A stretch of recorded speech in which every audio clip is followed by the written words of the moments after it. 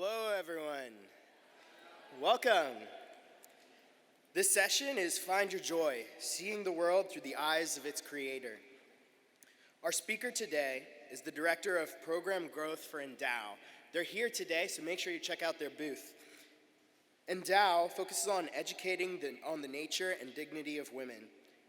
The speaker speaks around on the country on topics such as Catholic worldview, inheritance of faith, and the feminine genius. She fell in love with Jesus her junior year at LSU and entered into a full-time ministry after working 1 year as an accountant. She served as a focus missionary for 5 years before joining ENDOW. It's her dream to see Catholics fall deeply in love with the God who loved them first. After serving all of this, she also married her current husband, Jared, and has 2 daughters, Penelope and Eliza. She really hit the jackpot on that one, as Jared encouraged me to say. Please welcome our speaker today, Mallory Smyth. Did I let him come down first?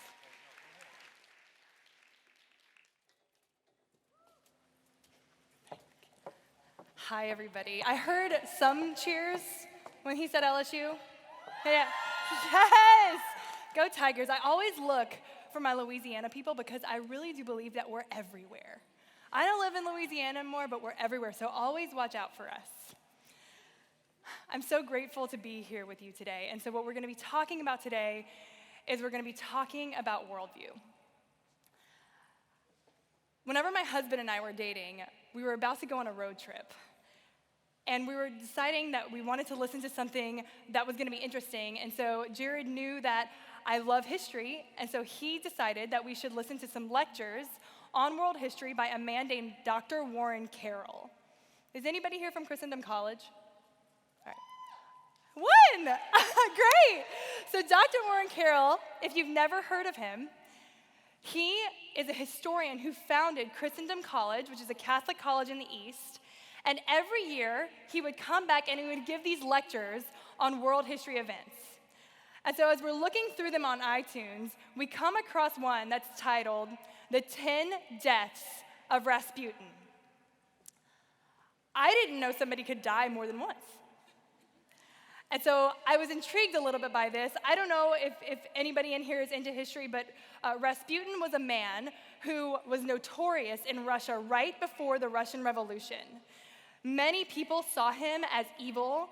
He was seen to have magical powers, and he was helping the monarch, the Romanov family. And so he had incredible influence on the family, and many people saw this as a terrible thing. They did not like what he was doing to the Romanovs. And so a couple of men who were close to the family decided to take it into their own hands and assassinate him. And so this lecture was about that night. This lecture was taken from the first-hand account of the assassin himself, named Felix. And that's what Dr. Carroll was lecturing on. And so we decided, well, that sounds fun to me. And we decided to listen to it. And the story is actually incredible. It's unbelievable, truly. From the first-hand account, the assassins decided that the best way to kill this man was to poison him. And so they put a lethal dose of cyanide in his wine and in some cake, and they invited him over for dinner. And when he came over, he drank the wine, he ate the cake, and nothing happened. And so they gave him more, and nothing happened. And so the assassin got super freaked out that this man seemed to be able to digest poison with no problem, and he ran downstairs to the other co-conspirators, grabbed a gun, came back up, and shot him. And he fell down, and they thought he was dead. And so they were going to go on with their plan. They were about to take the body, and as they were about to take the body, he popped back up. According to this man, he was foaming at the mouth and repeating the names of his assassins, right? Crazy story. And so they kept trying to kill the guy, and he just would not die.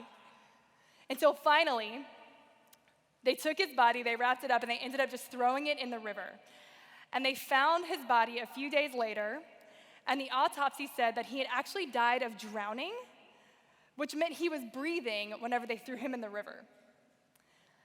And so we're listening to this story, and it's so fun to listen to But my favorite part of this lecture was at the very end when Dr. Carroll, in a raspy old man voice, says, "And I believe it was Saint Michael himself who came down from heaven in answer to all the prayers that Pope Gregory had asked people to pray and took the last blow on this evil that could not be killed by man." I was also laughing. And first of all, that's a great way to tell stories. But second of all, what a funny thing to think of. Like, we have these world history events, and then St. Michael comes down. He's like, "They need help. I'm on my way." And then he takes care of, he does the job. And Dr. Carroll called that the 10th death of Rasputin. And so I was pretty entertained by these lectures. I was giggling at the idea of St. Michael doing such a thing. But I kept listening to what Dr. Carroll had to say. I kept choosing lecture after lecture because they were so fun to listen to. And I noticed that all of his lectures were like that. He was always weaving heaven into what was happening on earth. He was always talking about heaven's role in world history.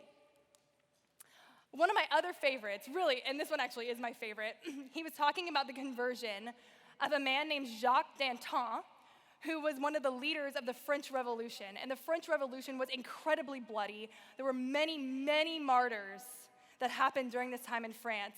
And so he's talking about this man's conversion. And he starts off the lecture and he says, "And somewhere on a farm, there was a man with a face so grotesque that somebody would have thought it had been trampled on by bulls, when in fact, it had been trampled on by 2 bulls and run over by pigs." And he said, "And up from heaven, our King Jesus looked down on the earth and saw that this man was about to wreak havoc on his country. But he knew that even the worst of sinners could be saved. And in fact, he would save him in one of the greatest conversion stories of all time." It's like, I am into this story. Poor guy. Two bulls, round of pigs. That's crazy. And so as I kept listening, what I started to realize was that I thought these things were kind of funny, but I actually wasn't being honest with myself. See, I had come to believe everything Dr. Carroll believed. I believe in God. I believe in Jesus, the Son of God, coming down to save mankind. I believe in heaven and hell, angels and demons. And yet there was something about the way that I saw the world that was fragmented. Somewhere along the way, I had put God in one corner and my reality in another. And they were only to mix whenever I deemed it convenient. God was for Sunday, and whenever I needed him as an excuse or I needed him for comfort, but he wasn't for every day. He didn't have power in my life every day, in my everyday reality. I saw the world with God on the side, and so I saw the world in shadows. But what Dr. Carroll was revealing in his incredibly entertaining lectures was that he saw the entire universe in the light of God. Of course it makes sense that St. Michael would come down and have involvement on earth somewhere outside of the Bible. If he's real, he has to. Of course it makes sense that Jesus looks down from heaven and sees the sin of humanity and knows that we can be saved and acts so that we will be saved. But I didn't see the world that way. See, I saw it in shadows, and Dr. Carroll saw it in light. There's an author, his name's Frank Sheed. He's a British theologian, and he talks about this very thing in his book, Theology and Sanity. He says that we have a Catholic will and a Catholic intellect, right? And so the will is the part of us that chooses, that acts, that loves. And it's so important that we have a Catholic will. But he also talks about the Catholic intellect, and he talks about the intellect that sees and understands. And that's what we're going to be talking about today, how we see and understand the universe, our worldview. Because our worldview profoundly affects everything about our lives. The way we see and understand the world affects everything about our being, and it's going to affect the way that we choose to live our lives. And so it's important that we know how we see the world and why we see the world that way. Is it how we actually desire to see the world? See, you have a worldview.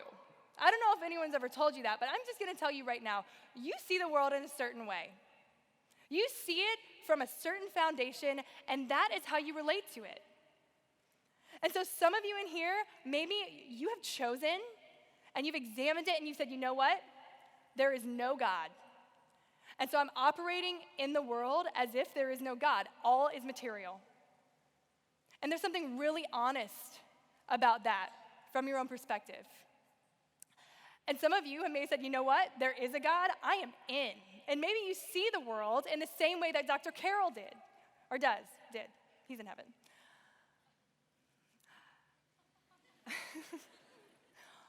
Or maybe you're in the middle and you've admitted it. You're like, actually, we can't know. I don't know.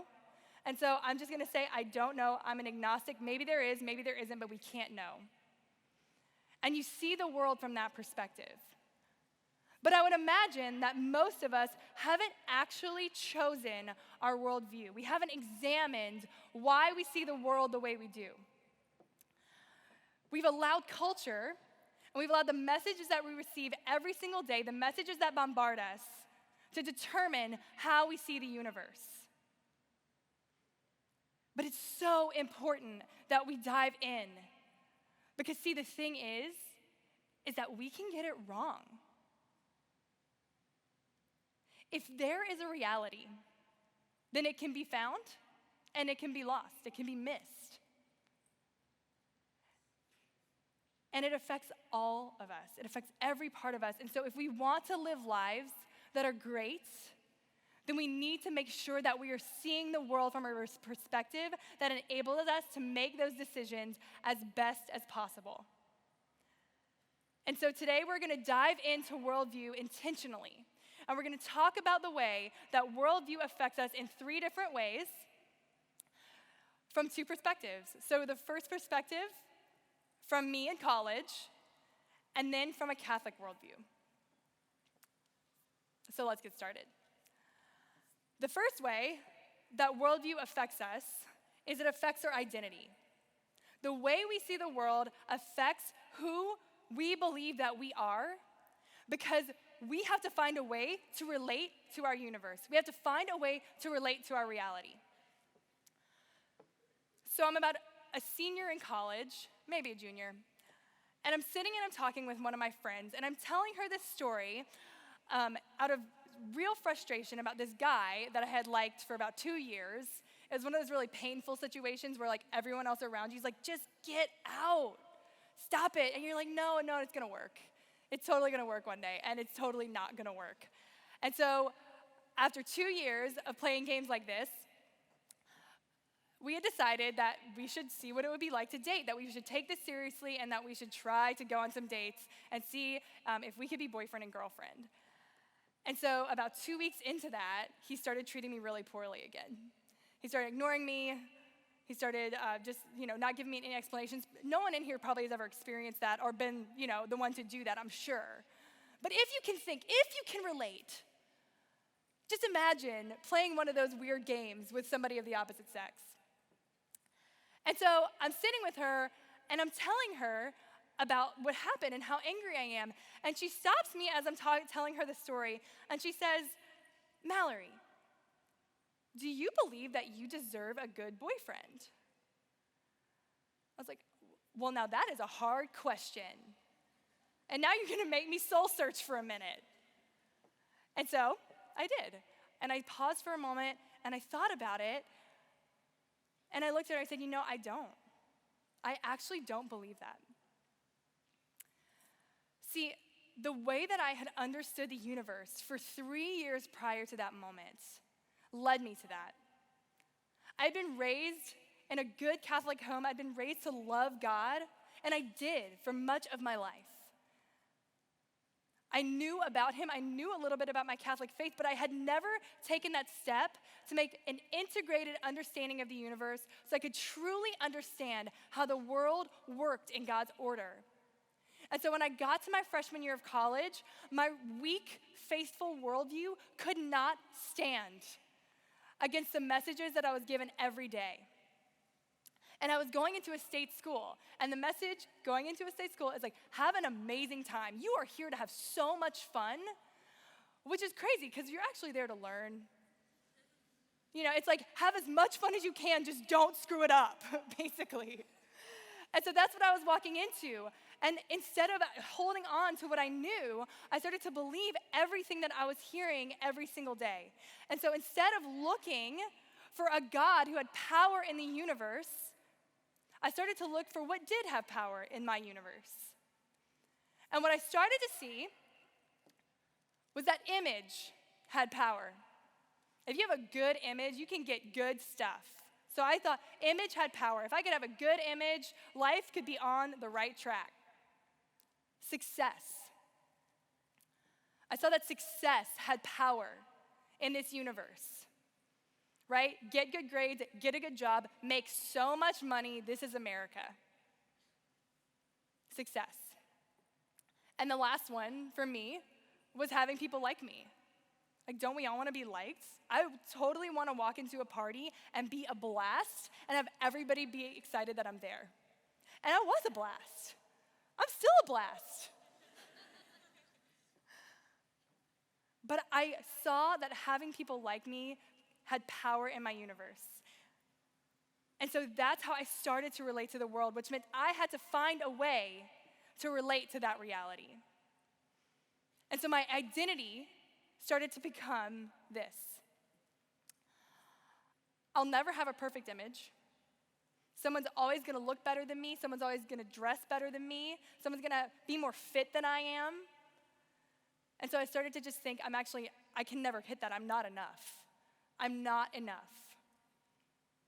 I certainly wasn't gonna be the most successful. Oh my gosh, I did not study enough. Totally relied on my gifting to try to make decent grades. But even if I could become successful enough, I could know somebody who was born into more money than me. Somebody who had it better, somebody who seemed to have more success. And so I could never be successful enough. And then if I would go to a party or if I was hanging out with friends and I was rejected by somebody, if somebody didn't like me, because I don't know if you guys knew this, but you actually can't make everybody like you.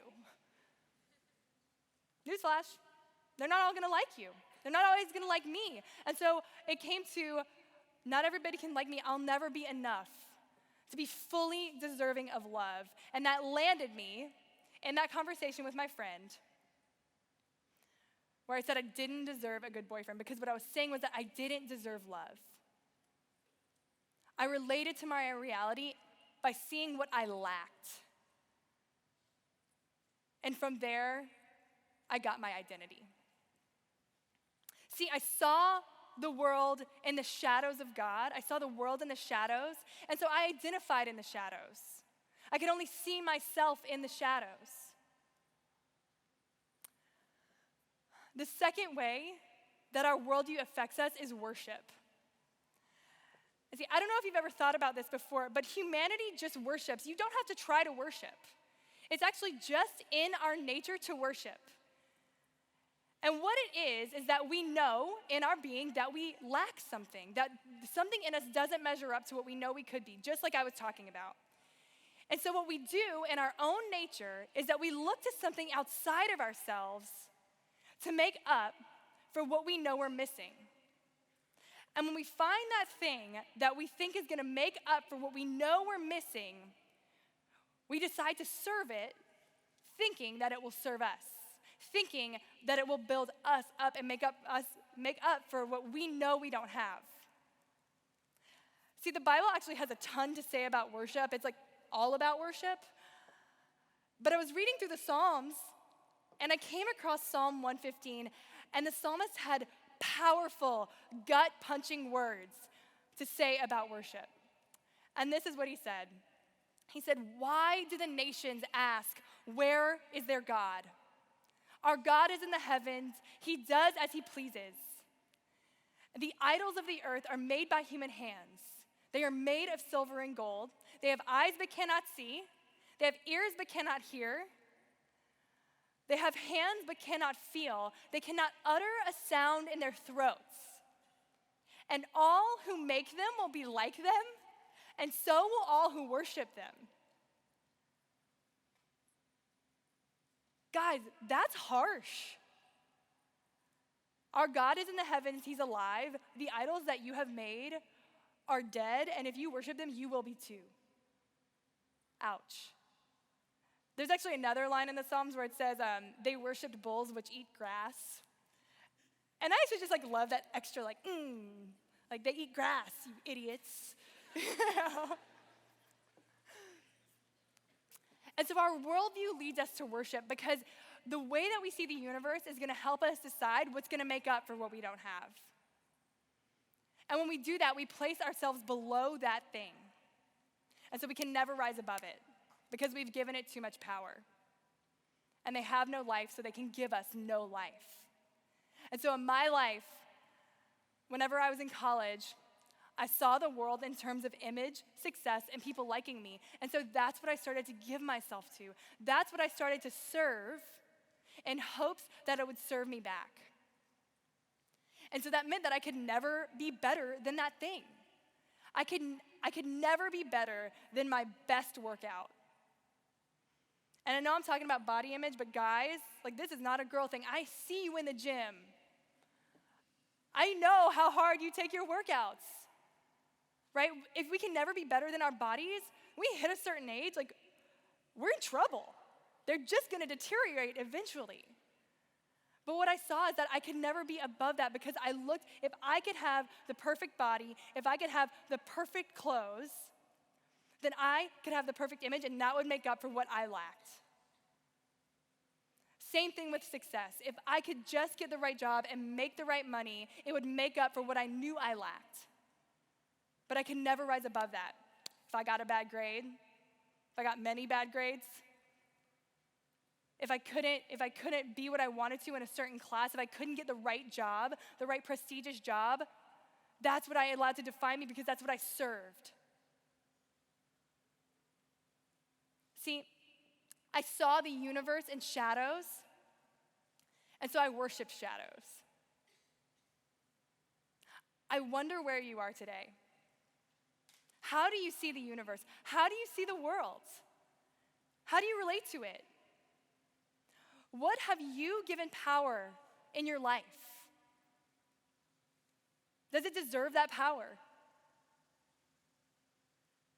What do you worship? Is it worthy of your worship?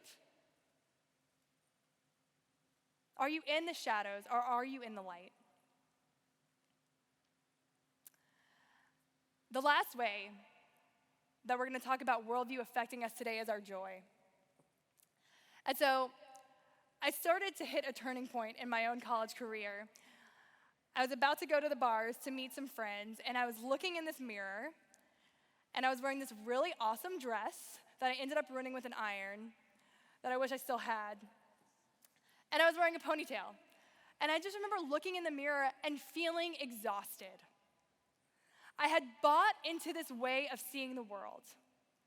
I bought into this way that I was gonna get into college, I was gonna be totally free, I was gonna be able to have a great time, right? I was gonna achieve all these things that promised me power and that promised me that they were gonna fill me up. And when I was really looking, I was just exhausted. I was exhausted from doing the same things over and over again and actually not reaping true joy. What instead I actually reaped is that life became all about me. It was actually really appropriate that I was standing in the mirror and looking at myself because that's how I lived my life anyway. And whenever we're looking in the mirror every day or we're looking at our phones constantly, we can't see the world around us, which means we can't take joy in anything else. And everything affects us so deeply. And so we can't have total joy. I had become cynical. I would make fun of people who actually were just really happy. I become cynical in the way I viewed life because I thought that made me smart. I wasn't serving anybody. I wasn't doing anything great. And every now and then, I would cross that certain moral line that I had set for myself in service of my idols. And then I would make excuses for that and compare myself down to someone who was doing worse. See, when we see the world in shadows, and we see ourselves in the shadows, and we worship shadows, our joy can only be a shadow. And life that is lived serving false idols eventually becomes a life serving ourselves. And by its nature, it cannot lead us to happiness. And so when we look at the world, when we look at our culture right now, I think this is the second year in a row that the life expectancy has actually gone down. In America, that's crazy. We know the statistics about depression and anxiety. If this is the masses, if we are just distracting ourselves, then is it possible that the way that we see the world on a large scale could be wrong? And that maybe there's a better way. Maybe there's a better way to understand the universe. Maybe there's something we're missing.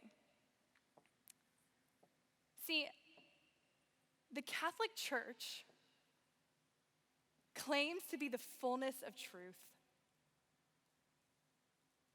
Y'all, that's crazy. The fullness of truth.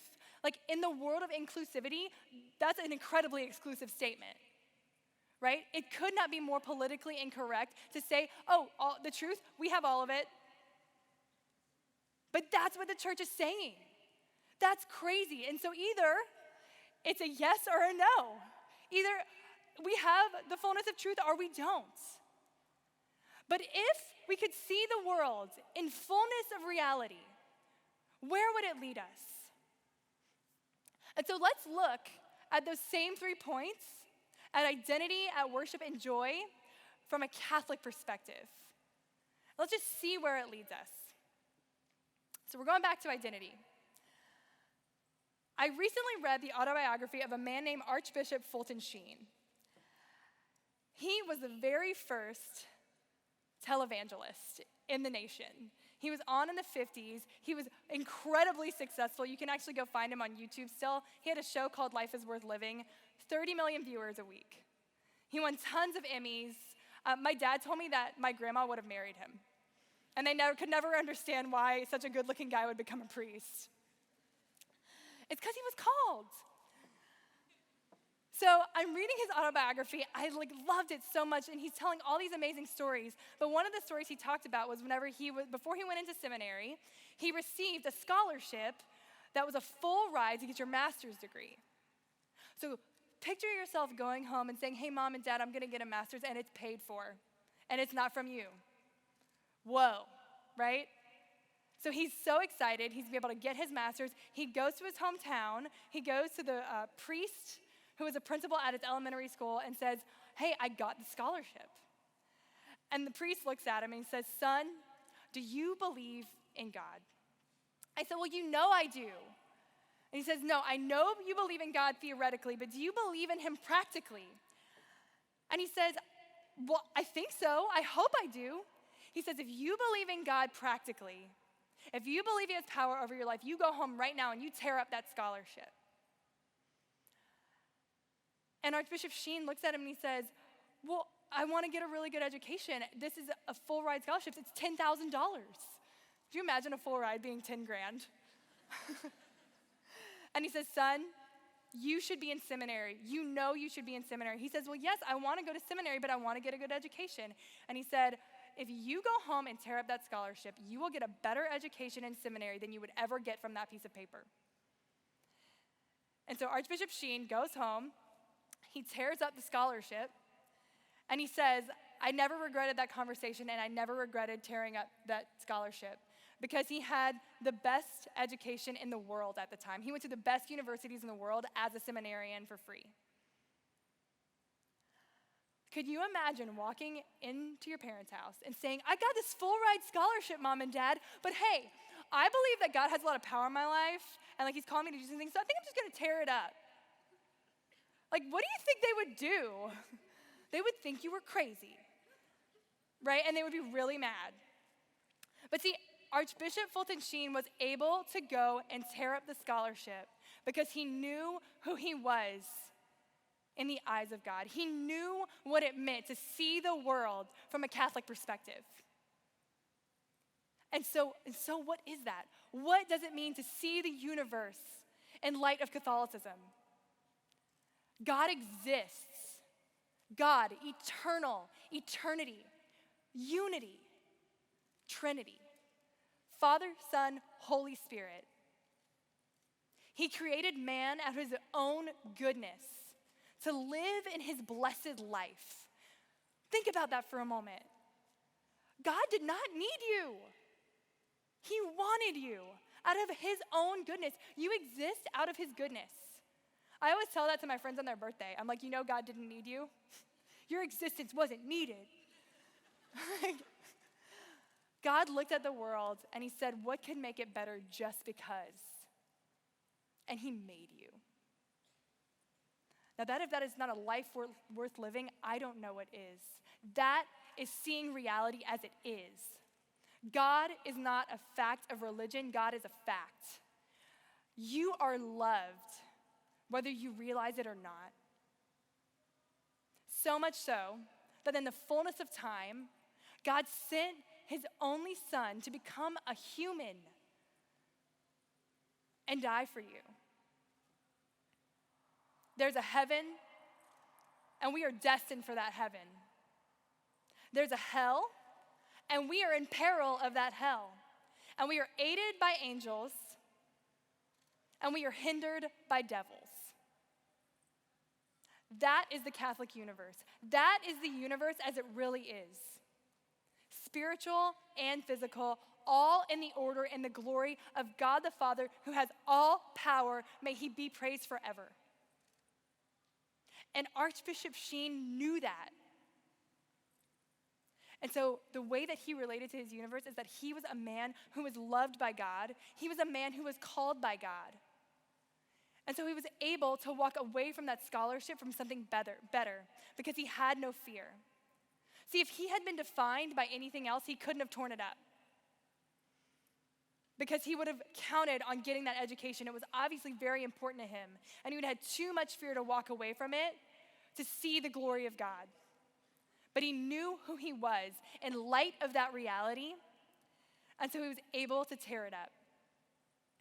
He saw the universe in light. He saw the universe in the light of God. And so he was able to decide who he was in the truth of God. What would it look like in your own life if you were able to walk every day understanding the drama that we live in, understanding the story, the true story that we live in? How would you stand up more confidently? What would it feel like to look in the mirror every single day and say, you know what? Yes, there are some things that are broken about me, for sure. But that is a shadow of the truth. The truth is that I am loved. And because I am loved, I can go far for love. Okay, identity. I'm sorry, we just did that one. Worship. What does it look like to worship in a Catholic worldview? Well, it looks like we worship God, right? Our God is in the heavens. He does as he pleases. He's alive. And so he's the only thing that we can worship that's going to bring us life.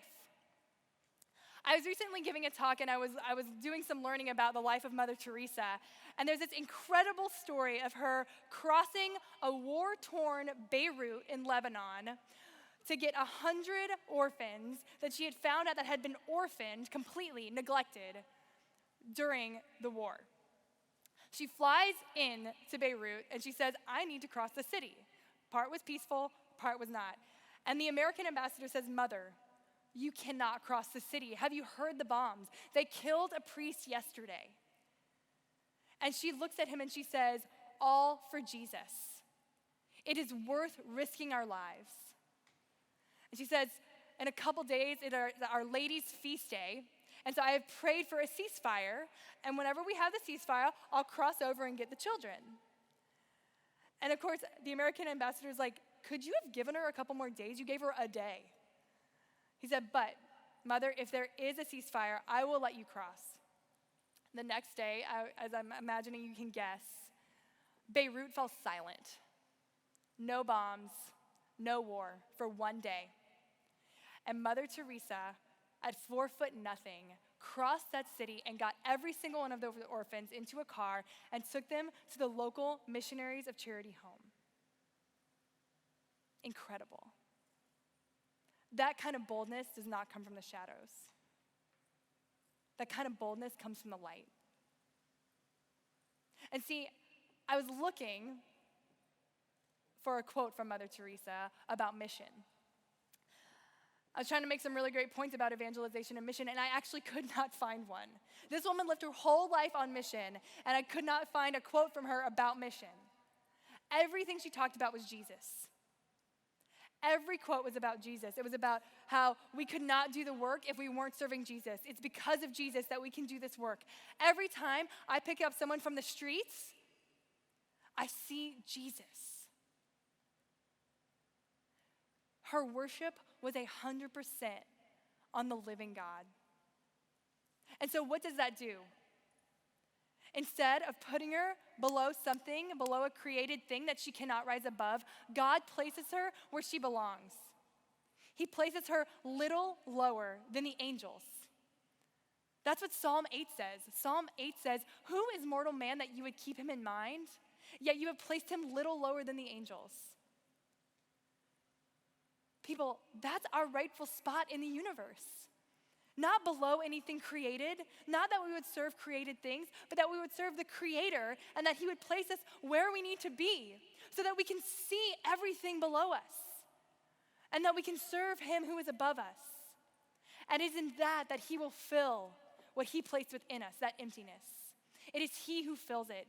When we worship life, He brings us to life. And Mother Teresa knew that. She didn't just spend her entire life in a chapel, although she spent a lot of time in a chapel, way more than probably all of us combined. And she worked for His kingdom in worship of who He was. That is true worship. What would it look like in your life if you gave yourself completely over to the worship of the living God? Where would that lead you?